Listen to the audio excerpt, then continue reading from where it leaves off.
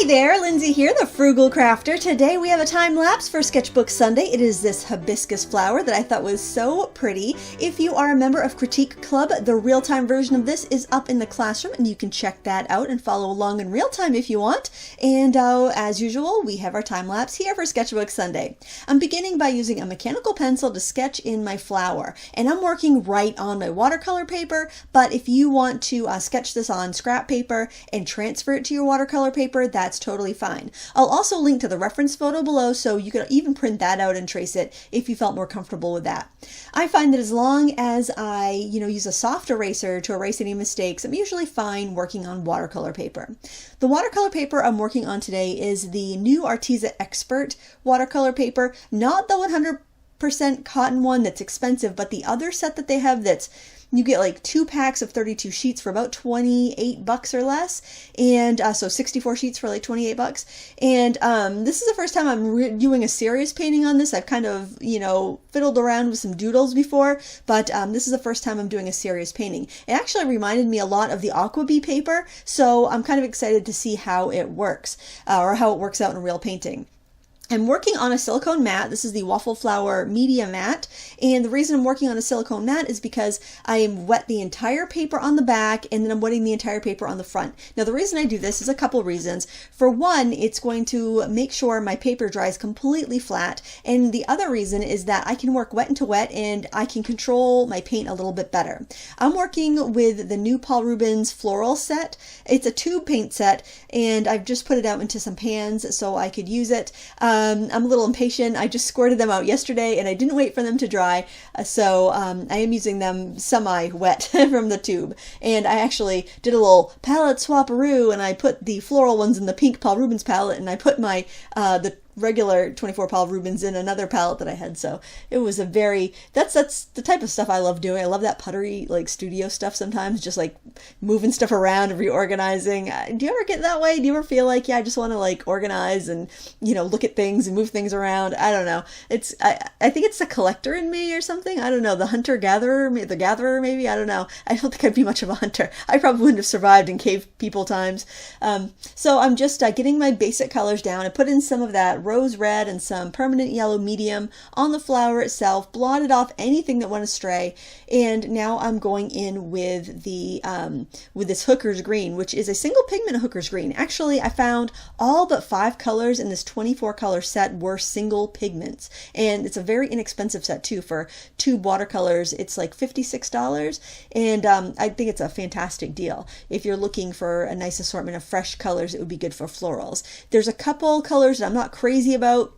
One of the browns is a little dull, and their olive green is a little dull, but other than that, I was really pleased with the color choice.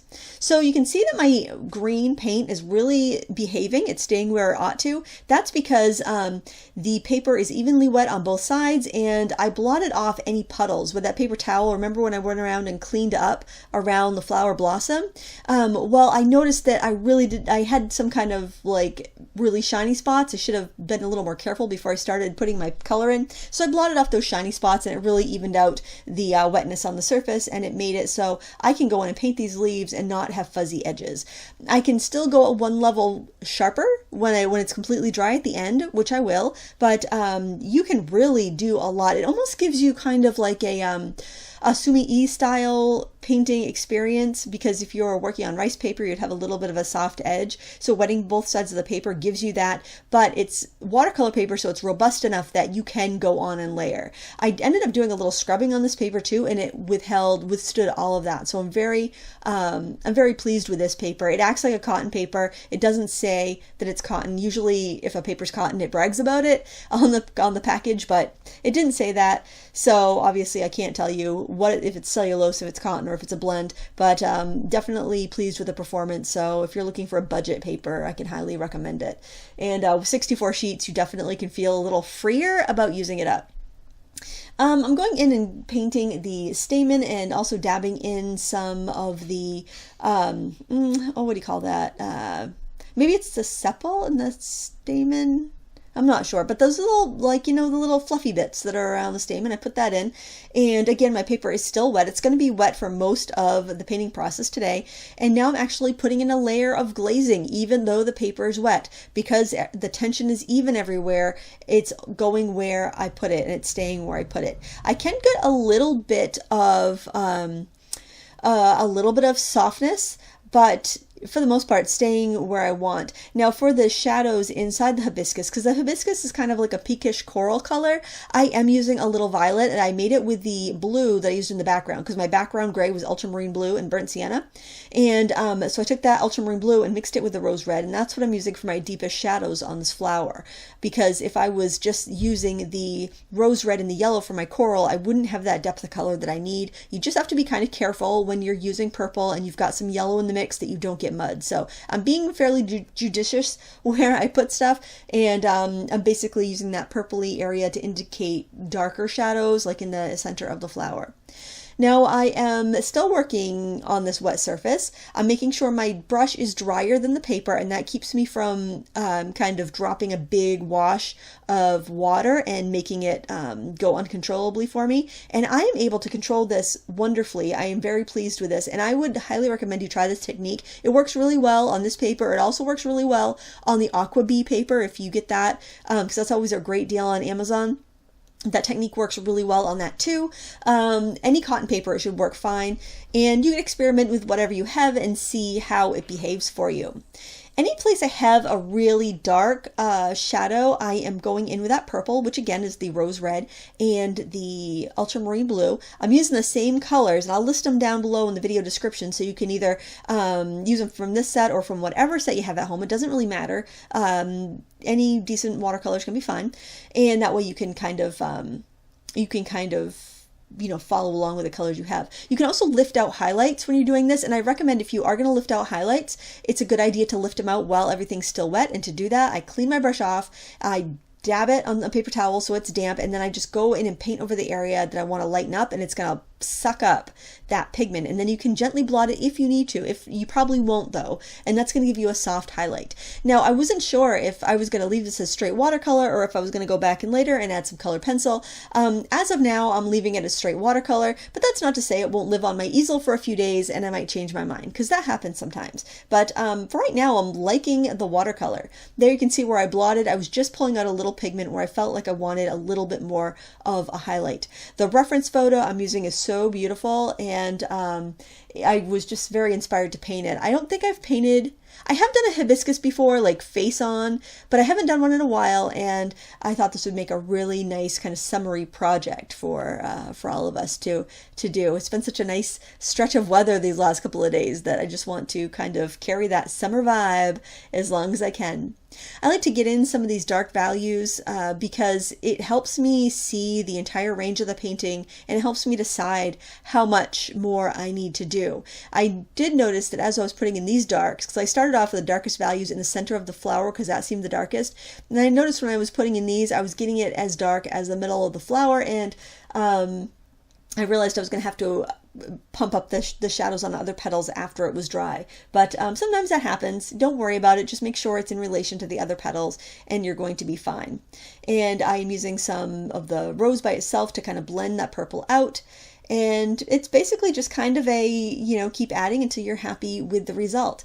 And anytime I have a little turned over leaf or petal, I like to kind of shade the underside just to give it a little dimension. And the thing that's really nice in this technique where you're working on the damp paper that's been wet for both sides is that you don't have to race. You can slowly go in and add more, lift some out, jump here and there. There's no like, well, I can't work on this petal because it's touching another petal. You don't have to wait for everything to dry. It's just a very relaxed and mellow way to paint. So I really hope you give it a try. I have a couple other tutorials on my channel. There were past live streams where I did this technique. One was a goldfinch on a magnolia blossom. Another one was a bridge with cherry blossoms. So if you're curious about that technique and you're not in Critique Club, but you want a little more explanation, you can check out those free videos and you can learn all about it and paint along and just give it a try, because I think you would enjoy it. Even, try it on your next painting, even if it doesn't happen to be this. So I did run into a couple problems where I didn't spend enough time on my drawing to begin. I was so excited to get painting because I new paper, new paints, yay! I mean, come on, do you get that way? Like, you get something new and you just want to like use it, or it's like getting a new outfit and you just want to wear it the next day.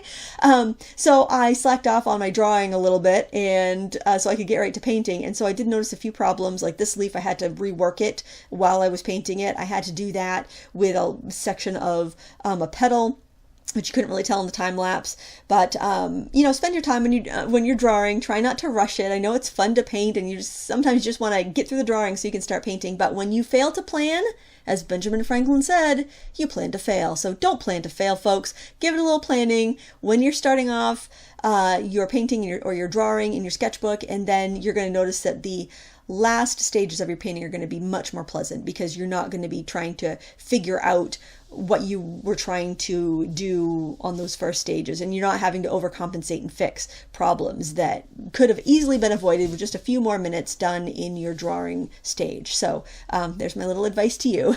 When you fail to plan, you plan to fail. And now I'm just kind of adding a little more color to the leaves. I kind of painted around the veins because it's not a very complex leaf here, at least not from the photo that I had, and giving a little more shading into the branch. Again, the shading color was ultramarine blue and burnt sienna, just like I used in the background. You just alter your amount of water or your amount of blue or your amount of brown depending on how warm or cool or dark or soft of a color you want. So that's how you do that. So here I am just going to go back in with a little bit of that rose red on its own and a 1/4 inch angled brush, because I can go on its chisel edge and get fine veins, or I can go on the full broad area and get those crepey shadows and folds in the flower. And I just went in and added some of that. Now I decided that I really didn't want to add colored pencil at this point. I might choose to later, but I was really pleased with how this paint was glazing and layering that I thought I would wait a bit because it was looking the way I envisioned it when I began the painting. And that doesn't always happen. Sometimes you start off with an idea in your head and it evolves, or something goes terribly wrong and you end up doing something, you end up experimenting to try fixing it or to see what else you can do with it because you figure it's a lost cause. That happens because, you know, you always want to be trying to grow and experimenting and trying new things, especially in your sketchbook, because nobody else has to see that.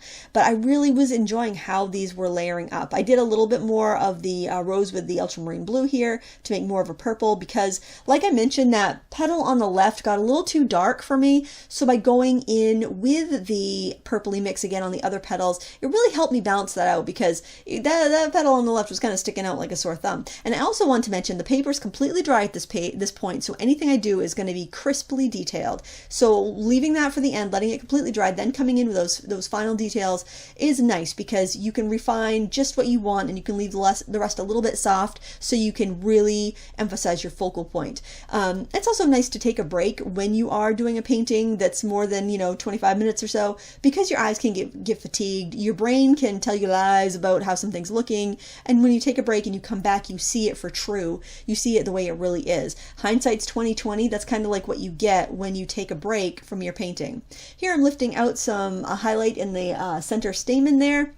And I'm also lifting out some highlights in the leaves. Not sure if I really like that lifting out in the leaves or if I liked it better darker.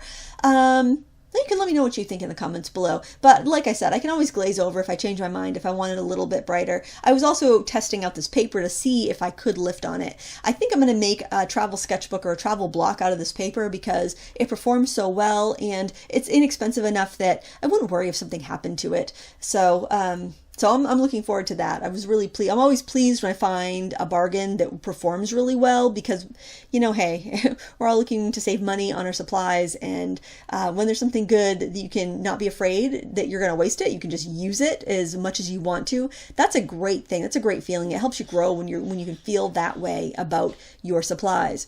And we're just about done here. I decided to go and do a little lifting on the branch because I thought it got a little dark. And this was something I was going to do with colored pencil. I thought I would just go in with a light gray or cream colored pencil and add those highlights, but the paper lifted so well that I was able to just go in there and pull out those highlights where I wanted it. And now I'm just going to sign my name, and I'm signing it here because I regretted that paper towel lifting I did there. I wish I used a rag because a paper towel left such a prominent texture. So I signed on top of it, so hopefully no one will notice. I mean, you guys will know because you watched the video, but I don't think anybody else will. Thank you so much for watching. Please give me a thumbs up, and if you like this tutorial and you'd like to see the real-time version, you can find it in Critique Club, and I will have a link to that down below. Thanks for watching. Until next time, happy crafting.